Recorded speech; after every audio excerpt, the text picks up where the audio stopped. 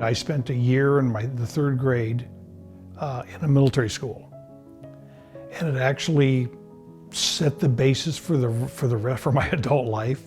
The regimentation and the discipline of the military school and the military life agreed with me. It wasn't something that I disliked. I actually joined the military right out of high school. I became a tank driver, which I actually loved. It's a whole lot of fun to take 48 tons of steel and move it down a highway at 30 miles an hour.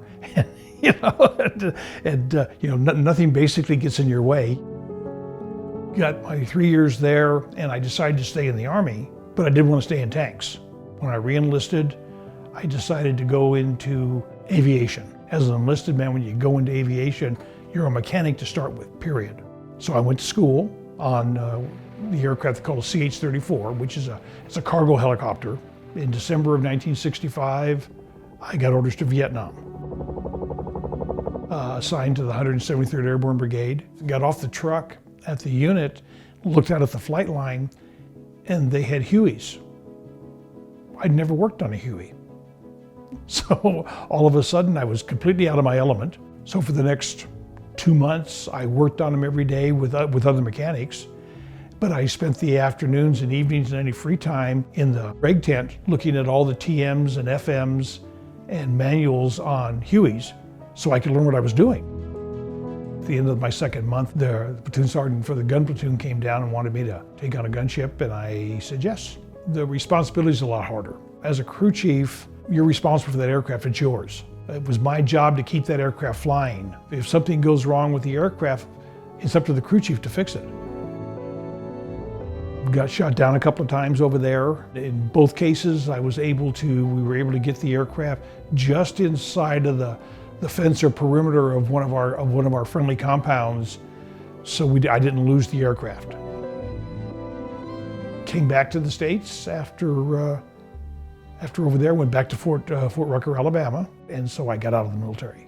And a friend of mine came back and told me, he says, I had to take a look at the reserve side of the house. I finished out my almost 29 years in the service working on the reserve side. I did everything from a drill sergeant to quartermaster, and I ended up teaching for about 10 or 11 years. Toward the end of my career, I taught quartermaster.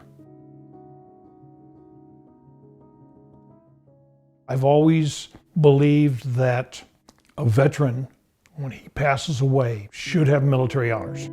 It was something that I felt was extremely important, and that it showed the last piece of honor for that veteran. When it came to Memorial Day, when we recognize all the veterans who have passed, whether in combat or afterwards, it's the time to honor those. That's their week, Memorial Day. I probably got involved simply because when I was looking at the different cemeteries, I realized that there were a lot of veterans that were not being honored by not having a flag put on their grave for that weekend.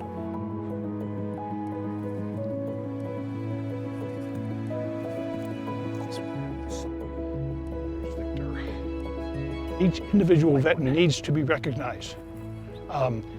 The old saying is that if you are never forgotten if somebody mentions your name. Well, when I'm going down through here, I'm calling their names off as I'm finding them. And I mean, I'd rather mark 2 graves that aren't vets than miss one that is. These people are our heroes, really. You think about it. I mean, it's because of them that we have the freedom to do what we do. I was there, I did it too. And I know just how it feels to spend Christmas in a foreign country.